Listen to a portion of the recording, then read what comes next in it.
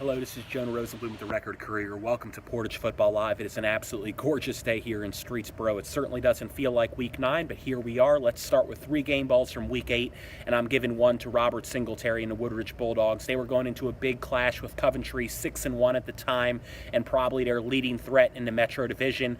Well, Woodridge came out rolling, and a lot of that was due to Robert Singletary, who could have been the Offensive Player of the Week, Defensive Player of the Week, and Special Teams Player of the Week, according to Coach Jeff Decker. 10 tackles, a blocked punt, 3 rushing touchdowns, an incredible performance from Robert Singletary. Also a game ball for Streetsboro, a very emotional win for the Rockets. They were scoreless at halftime of their homecoming game. Things were not going well for quarterback Will Butler back from injury, but what a great job coming back in this one, getting a 2-minute drill to win this game 22-19, and Will Butler had a phenomenal 2-minute drill, had a couple of big plays to lead Streetsboro to victory. And then finally, a game ball to the Wyndham Bombers, who ran away with their Week 8 contest against Newberry. And I said this was probably their last big test of the regular season. Well, the Bombers struggled a little bit in the first quarter, but they came out roaring in the second quarter and ran away with this one. And they are in great shape for the 2017 postseason, so congratulations to the Bombers.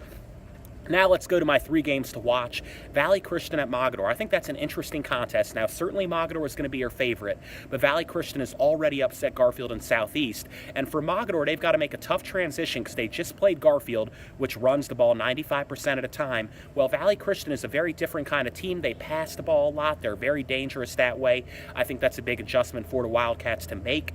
Then we got Streetsboro Ravenna. Both of these are 4-4 teams. Now, the Rockets have Will Butler healthy at quarterback, and that's a huge advantage for the Rockets, whereas Bowen Brown is probably going to miss this week with injury for the Ravens. But both of these teams can run the ball really well. They both have bell cow backs in Sonny Ray Jones for Ravenna and Russell Kendall for Streetsboro, so that's a great matchup. And then Ravenna defensive back Kimani Jones, one of the best in the area, and he's still chasing that single-season interception record, and he should have some chances because I expect Streetsboro to throw the ball a fair amount with Will Butler under center. And then finally, Rootstown at Garfield. That's the game I'll be at now. Garfield really struggled last week. They were held scoreless, and in particular, their outside running game was shut down, and Mogador was really able to load the box against them and put 10, 11 guys in the box to squash the inside running game as well. So we'll see if Garfield's able to get that outside running game going today. And then on the other side of the ball, Caleb Cowd has had just a tremendous season for the Rovers. Of course, he's so fast, so powerful. He is probably the best running back in Portage County at the moment. The thing about it, though, is that Garfield certainly has to beef inside to potentially contain him, and they've got the defensive backs to make tackles in Ryan Brown and Anthony DeNigris, so that's a great matchup to see whether Caleb Cow can continue the kind of production he's got in the first 8 weeks of the season, or whether Garfield's strength inside and speed outside can maybe keep Cow under check.